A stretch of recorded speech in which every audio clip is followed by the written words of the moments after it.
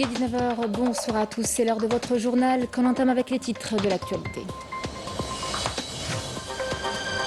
Un nouveau message de félicitations au président de la République suite à sa réélection. Son homologue ukrainien lui a adressé ses vœux de réussite pour cette mission au service du peuple algérien.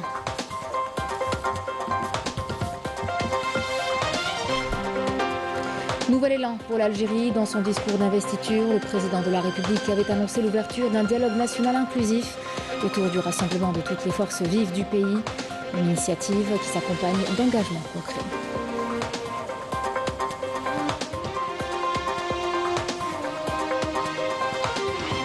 Arza, des milliers de déplacés tentent de survivre aux violences et aux privations.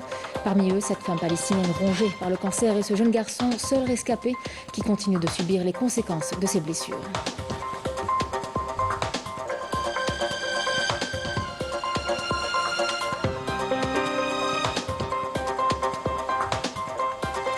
La situation au Liban n'est pas meilleure. De nombreux bombardements sionistes ont touché la banlieue sud de Beyrouth. 4 missiles ont tué aujourd'hui 12 personnes et blessé des dizaines d'autres. Des attaques qui surviennent dans un climat d'insécurité grandissant.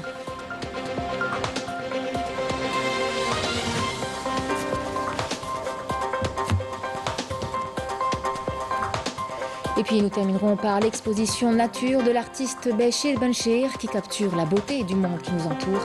Elle est à découvrir à la galerie Aïcha Haddad à Alger jusqu'au 1er octobre. Un reportage est à suivre.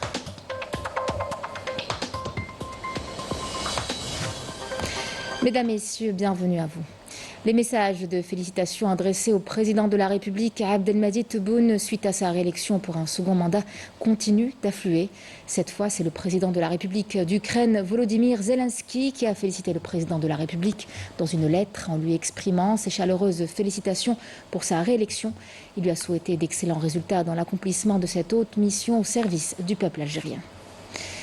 Dans son discours d'investiture mardi dernier, le président de la République avait annoncé l'ouverture d'un dialogue national inclusif autour du rassemblement de toutes les forces vives du pays dans le but de répondre aux aspirations du peuple algérien.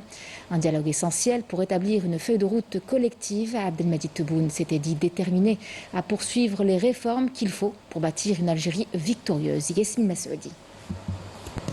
L'édification d'une Algérie forte repose sur les efforts de ses citoyens engagés, chargés de mener le pays vers une véritable démocratie qui ne se limite pas aux slogans, mais vise à donner le pouvoir à ceux qui ont la capacité de poursuivre le processus de développement. Le président de la République, Abdelmadjid Tebboune, a indiqué qu'il entamera son second mandat par des consultations avec toutes les forces vives de la nation, y compris les acteurs politiques, économiques et les jeunes, afin d'initier un dialogue national à même de constituer une base solide pour l'avenir du pays. L'Algérie doit laisser de côté ce qui nous divise et se concentrer sur ce qui nous unit pour aller de l'avant.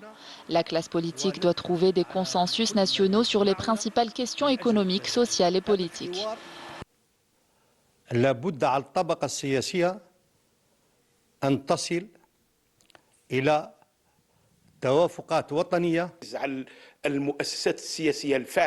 L'Algérie doit converger autour d'une vision commune sur les grandes questions, que ce soit entre les institutions de l'État ou les acteurs politiques.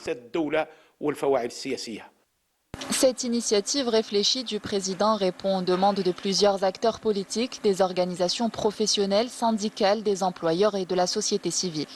La classe politique voit dans cette démarche le début d'une nouvelle étape vers un projet politique ambitieux basé sur une véritable démocratie. L'espoir est que ce dialogue aboutisse à un consensus national pour l'Algérie, sans autre engagement, avec pour seul objectif le bien de la nation et du citoyen algérien. Il est temps de surmonter nos divergences et de nous mettre d'accord sur l'essentiel, les principes de la démocratie, de la justice et de la liberté. L'ouverture de cet atelier national à ce moment précis, comme annoncé par le président de la République, vise à répondre aux attentes des différents acteurs de la scène politique. Nous considérons qu'il ne s'agit pas seulement d'une continuité, mais d'un véritable point de départ pour une nouvelle Algérie où les libertés et les droits de l'homme sont valorisés et où la pratique démocratique est renforcée. L'Algérie regorge de compétences et en tant que classe politique, il est de notre devoir de participer à la construction de l'Algérie rêvée par nos martyrs et nos fidèles combattants. L'Algérie nouvelle fait face au défi de restaurer la confiance dans l'État et ses institutions. Cela passe par la sincérité des discours, accompagnés d'actions concrètes et du respect des engagements envers le peuple. À Béchar, plusieurs projets de ressources hydriques sont en cours. Les habitants comptent bien sur ces initiatives, surtout après les récentes inondations qui ont touché la région. Les autorités, elles, s'engagent à garantir un approvisionnement en eau fiable et durable. On parle là de projets qui vont améliorer la qualité de vie des citoyens et qui vont aussi renforcer la résilience face aux aléas climatiques. Yamina Saïdi.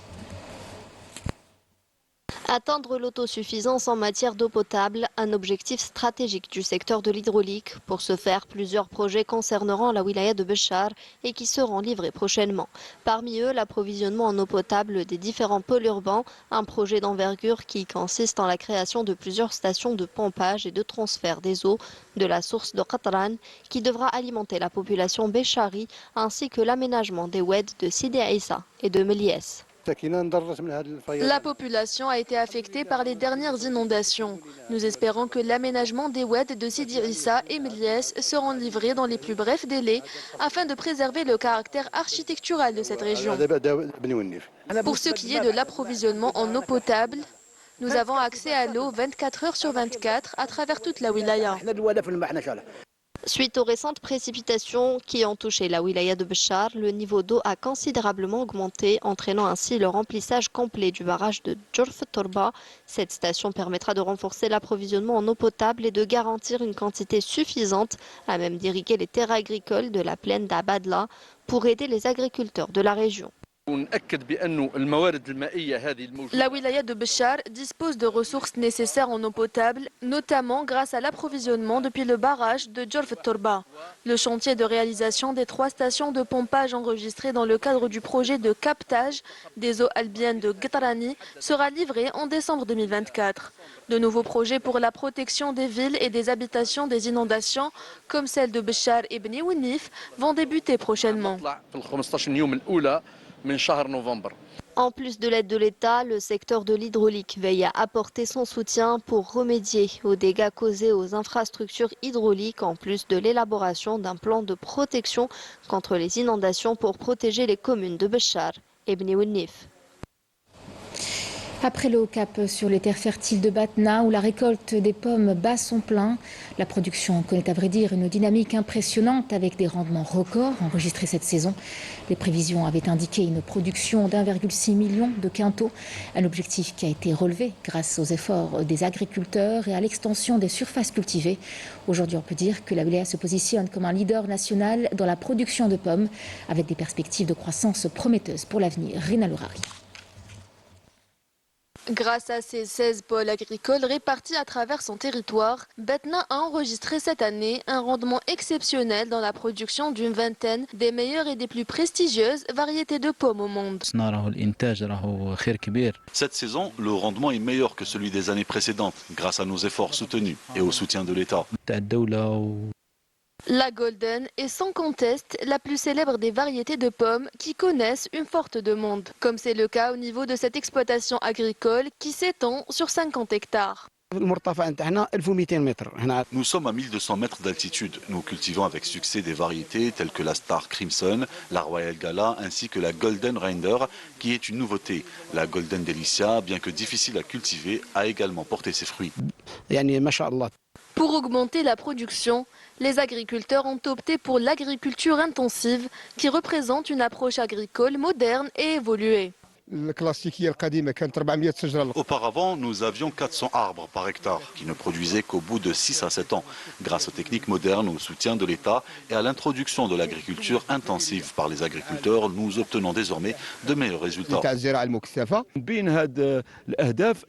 Parmi nos objectifs figurait celui d'atteindre une production d'1,6 million de quintaux de pommes et que nous avons réussi grâce à l'expertise et aux efforts des agriculteurs et au suivi des services agricoles. Les politiques de l'État, en particulier le programme présidentiel visant à électrifier l'ensemble des exploitations agricoles, ont joué un rôle déterminant dans cette réussite. Aujourd'hui, sur un total de 45 exploitations agricoles, 40 ont été raccordées au réseau de l'électricité et les 5 restantes sont en cours d'étude. De nombreuses mesures et facilitations mises en place pour faire de Batna un pôle national dans la culture de la pomme. Direction Boumerdès, où le raisin de table est la star d'une fête haute en couleurs. La 5e édition de la fête du raisin célèbre une production viticole qui connaît un bond qualitatif mais également quantitatif. Cette année, la production a quasiment doublé, atteignant les 4,5 millions de quintaux de raisins récoltés, ce qui couvre 53% des besoins nationaux.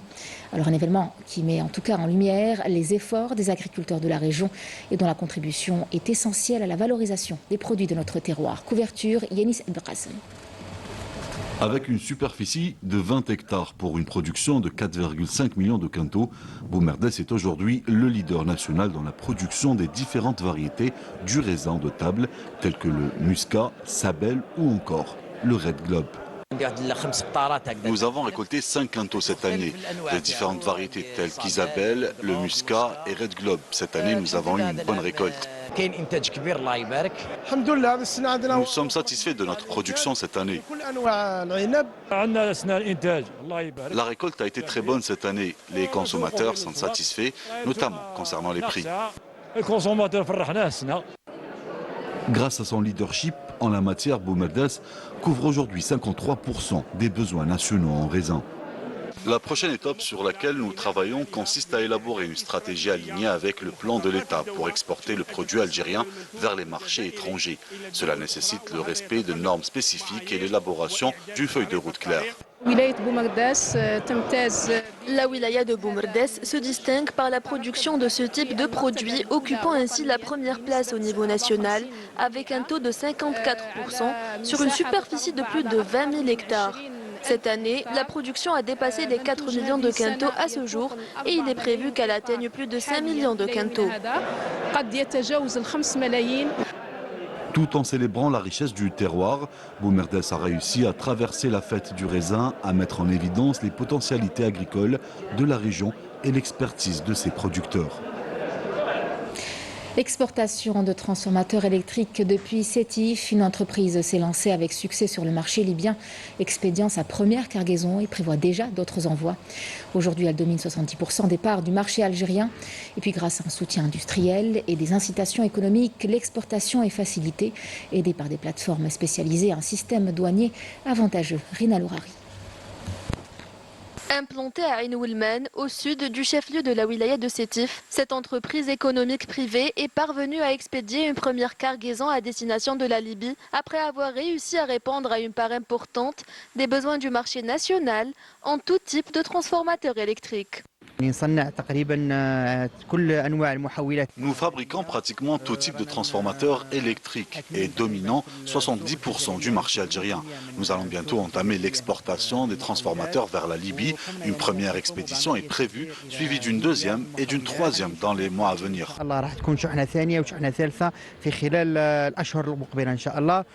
Une série de mesures incitatives qui s'inscrit dans la stratégie de l'État visant à diversifier les revenus en devises en dehors du secteur des hydrocarbures.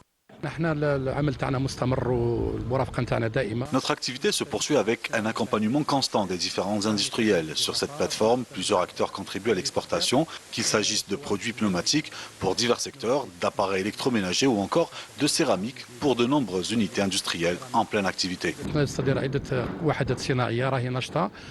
Afin de faciliter et d'encourager les opérations d'exportation, de nombreux avantages sont offerts par les services douaniers au profit des opérateurs économiques. Le système ALSES offre aux opérateurs économiques la possibilité de réduire les délais d'assemblage et de diminuer les coûts de production. Cela permet aux producteurs de placer leurs produits sur les marchés internationaux et de surcroît à des prix compétitifs. La conjugaison des efforts de tous les acteurs économiques, du secteur public ou privé, est essentielle pour atteindre les objectifs établis par l'État visant à renforcer le tissu industriel et économique tout en diversifiant les revenus. Le PDG du groupe Sonatrach, Rachid Hashishi, a rencontré dans le cadre de sa participation à la conférence mondiale de l'énergie Gastech à Houston aux États-Unis une délégation de haut niveau de la société américaine ExxonMobil. Dans le cadre du programme dédié à cette conférence, Hashishi s'est rendu hier au siège de la société où il a rencontré une délégation dirigée par le vice-président chargé de l'exploration et des nouvelles opportunités, John Hardill. Une occasion qui a permis de visiter le centre d'innovation opérationnelle spécialisé dans la détection des gaz à effet de serre ainsi que les laboratoires d'analyse des échantillons de forage. Ensuite, il a été procédé à la tenue d'une réunion de travail du comité de pilotage conjoint en charge de la mise en place des axes du mémorandum d'entente signé en mai dernier. La réunion a en tout cas été l'occasion d'évoquer le plan de développement d'intérêt commun sur les gisements, à même de développer les ressources énergétiques tout en mettant l'accent sur l'excellence opérationnelle, l'innovation technologique et le respect de l'environnement, ainsi que les meilleures pratiques en matière de durabilité. Dans le cadre des efforts constants des services opérationnels de lutte contre les différents types de trafic illicite de drogue, les éléments de lutte contre la grande criminalité de la police judiciaire relevant de la sûreté de la wilaya de Tamanrasset ont mis fin le week-end dernier à l'activité d'un groupe criminel versé dans le trafic de cocaïne qui s'apprêtait à faire passer plus de 22 kg de cocaïne de la wilaya de Tamanrasset vers le nord du pays. Après exploitation d'informations signalant un trafic de drogue dure dans la ville de Tamanrasset que des dealers s'apprêtaient à transférer vers le nord du pays et après d'intenses recherches et investigations menées par les enquêteurs de la dite brigade sous la supervision du parquet territorialement compétent, le groupe criminel composé de 3 individus ont été identifiés et arrêtés dans une habitation qui leur servait d'entrepôt. L'opération s'est soldée par la saisie de 22 kg et 747 g de cocaïne et d'un véhicule utilitaire utilisé dans un trafic. Les suspects ont été présentés devant le procureur de la République près le tribunal de Tamanrasset pour trafic, possession, transport et importation de drogue dans le cadre d'un groupe criminel organisé transnational, blanchiment d'argent et contrebande.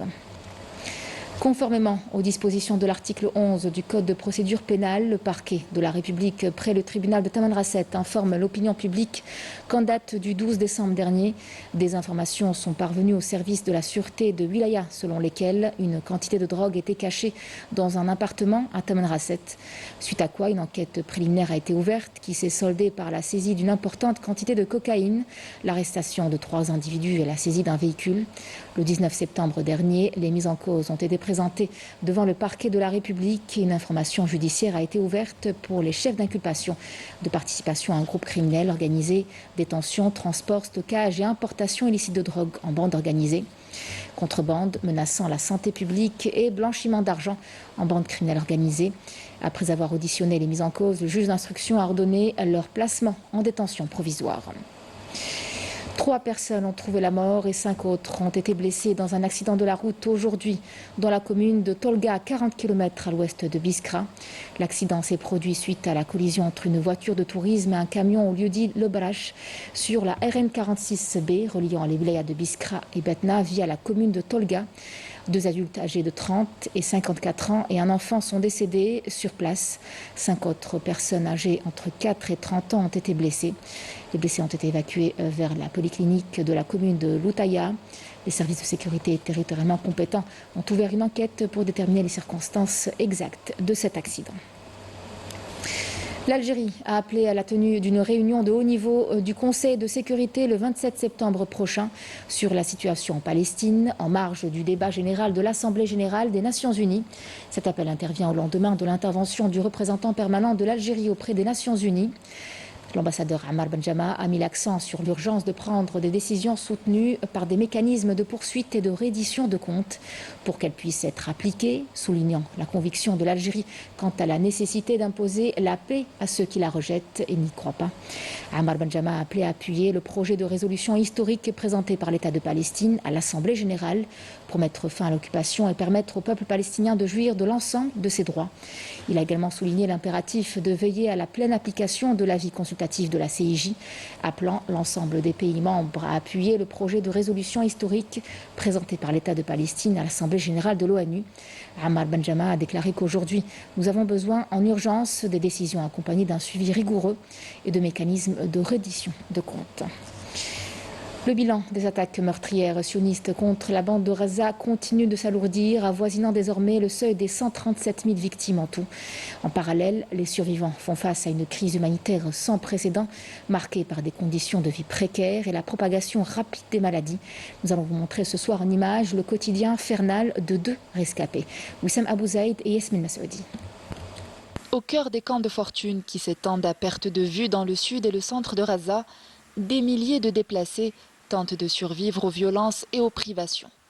Parmi eux, cette femme palestinienne, rongée par le cancer, ne lutte plus seulement contre la maladie, mais également pour accéder à des soins vitaux dans un quotidien marqué par la douleur et l'incertitude. La nuit, la douleur devient insupportable, comme si je brûlais de l'intérieur. C'est devenu intolérable, je n'en peux plus, je suis à bout de force. Dans cette même tente, son mari, lui aussi gravement malade. Totalement paralysé, il ne peut plus se déplacer. Lui aussi a besoin de soins urgents, son corps étant affaibli par plusieurs maladies chroniques. Dans ce camp, qu'ils soient jeunes ou âgés, ils ont tous perdu espoir de recevoir un traitement, tandis que les maladies continuent de se propager parmi les déplacés. Vivre la maladie sous les tentes est extrêmement difficile, car les hôpitaux sont presque inexistants. Il y a bien quelques hôpitaux, mais ils sont réservés aux blessés. Quant aux autres établissements médicaux, ils sont totalement démunis. Dépourvus de médicaments et d'équipements, tout a été détruit.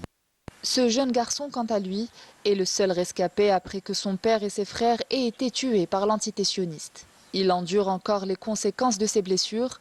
Il ne lui reste plus que son oncle pour l'accompagner dans un long parcours de soins semé d'embûches en raison de l'absence d'hôpitaux en mesure de traiter ses blessures et de soulager ses douleurs.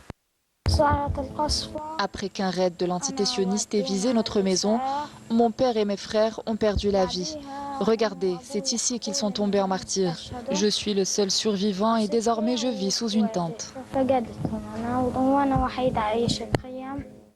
Durant ces dernières 24 heures, au moins 14 Palestiniens sont tombés en martyrs et plusieurs autres ont été blessés dans de nouveaux raids de l'armée d'occupation sioniste qui ont visé plusieurs zones de l'enclave palestinienne.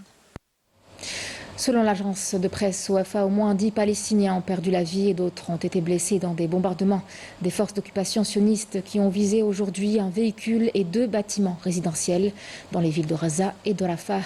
Devant la gravité de cette situation, plus de 160 organisations européennes, groupes confessionnels et syndicats ont lancé aujourd'hui une déclaration à l'UE et ses États membres appelant à la suspension de l'accord d'association UE entité sioniste et de tous les accords connexes jusqu'à ce que l'occupant sioniste respecte le droit international et mette en œuvre les arrêts et les avis consultatifs de la CIJ. L'appel à l'UE est signé notamment par les ONG Oxfam, International Human Rights, Fédération Euromed, Rights State Watch, Handicap International, Association belgeo-palestinienne. La situation au Liban n'est guère meilleure avec de nouveaux bombardements sionistes qui ont touché la banlieue sud de Beyrouth. Des missiles ont tué plusieurs personnes et blessé de nombreux autres. Des attaques qui surviennent dans un climat d'insécurité croissant alimenté par des cyberattaques et des explosions synchronisées. L'ONU exhorte à la prudence et demande l'application des résolutions internationales pour ramener la paix dans la région. Yamina Saïdji. L'entité sioniste s'enfonce de plus en plus dans son arrogance et sa folie meurtrière au Liban. 4 missiles ont touché aujourd'hui un quartier densément peuplé dans la banlieue sud de Beyrouth, faisant 12 morts et une soixantaine de blessés, dont des femmes et des enfants. Parmi les victimes figure également un haut responsable du Hezbollah. Ces frappes surviennent après une série de cyberattaques meurtrières orchestrée par l'entité sioniste plongeant le pays dans une insécurité totale. La première attaque avait provoqué l'explosion de beepers et autres appareils électroniques de plusieurs membres du mouvement de résistance libanais, Hezbollah, causant la mort de 12 personnes, dont 2 enfants. Une deuxième attaque a fait exploser simultanément des talkie-walkies dans la banlieue sud de Beyrouth, faisant 20 martyrs et plus de 450 blessés. Le bilan total de ces attaques s'élève à 37 morts et plus de 3000 blessés. Face à cette escalade, le secrétaire général des Nations Unies et son équipe suivent de près les développements au Liban.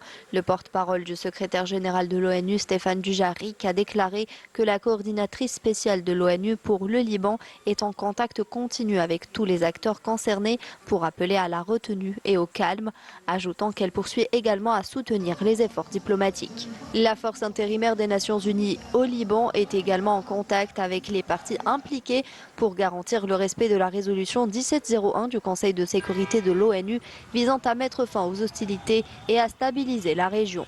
Depuis le 8 octobre 2023, le Liban subit des attaques répétées entraînant la mort d'innocents. L'entité sioniste n'a pas cessé de multiplier ses attaques contre les villes du sud du Liban, faisant des centaines de morts et autant de blessés.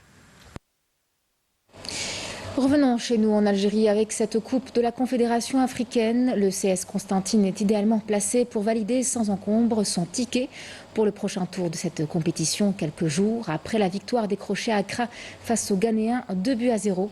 Les Constantinois, auteurs de 3 succès en autant de matchs depuis le début de leur campagne, se présenteront favoris pour terminer le travail à domicile et devant leurs supporters demain au stade Shahid Hamlaoui à partir de 18h, nous dit Smaïl Belkhadia. Bien que victorieux en déplacement au Ghana, les joueurs du CSC demeurent concentrés pour le match retour prévu ce samedi au stade Shahid Hamlaoui de Constantine. C'est vrai فزنا في غانا 2-0 ما يعكسش باللي فريق الغاني عنده تري بون ايكيب خلقوا لنا صعوبات كبيره. On a bien préparé le match retour contre l'équipe de Ghana. Inch'Allah يا ربي نكونوا على hauteur باش ناخذوا لا كاليفيكاسيون ان شاء الله. لعبنا كونتر ليون عرفناه كيش يلعب. فريق لاباس به يعرف يطبق كره جميله. 3 victoires successives en Coupe de la Confédération africaine de football ont mis sur orbite les Constantinois. Explication. يديماري مليح في لاكاف هذه وين غاردا لو ساتير تاع ليكيب. الحمد لله يا ربي مام جدد جاو عاونونا ان شاء الله نتعاونوا كامل ان شاء الله باش نقولوا كلمتنا في الموسم هذا ان شاء الله. استقرار التشكيله تقريبا موسمين وهذا الموسم الثالث على التوالي. الموسمين السابقين الفريق كان متواجد في البوديوم. نظن هذا شيء يخدم دائما اي مدرب يكون على راس فريق وين يكون فيه استقرار خاصه فني يعني في التشكيله. فنظن من هذا الجانب يعني احنا لقينا ممكن ما نقولوش سهوله ولكن راحتنا مع اللاعبين اللي نعرفوهم من قبل. Le doublé de Bencha'a lors du match aller ne sera pas de trop pour négocier cette seconde manche du dernier tour des éliminatoires. مباراة مش راح تكون سهلة، المنافس راح يرمي بكل ثقله باش يعود في النتيجة ويعود في اللقاء أو يعود حتى يكون عنده أمال في التأهل. فاحنا لازم نكونوا حذرين أولا من هذا الجانب وثانيا يعني نحاول أنه نطبق كرتنا المعهودة ونحاول أنه أيضا نفوز بالمباراة. Samedi à 18h, le CSC aura rendez-vous avec l'Histoire pour une deuxième qualification en phase des poules d'une compétition continentale. Alors que les athlètes se battent pour l'excellence sur le terrain, les artistes comme Bachir Benchir capturent la beauté du monde qui nous entoure. Sa récente exposition intitulée Nature nous invite à explorer les paysages algériens à travers des œuvres, vous le verrez, évocatrices. Le reportage est signé Lamia Boudbouda. Les œuvres de Bachir Benchir sont une véritable ode à la nature et à la vie quotidienne. Dans ces tableaux, les moindres détails semblent prendre vie sous le regard attentif du spectateur. La nature de son village natal Seddour est racontée à travers chaque herbe, colline ou berger. Des paysages qui respirent. J'ai peiné beaucoup mon village. Les personnages, les vieilles fontaines, les femmes qui venaient de la fontaine ou là allaient à la fontaine. Très jeune, Béchir Benchir aimait dessiner. À la fin des années 60, il intègre la Société des Beaux-Arts d'Alger et aura pour maître Camille Leroy et Abdelrahman Sahouli, deux monstres de la peinture.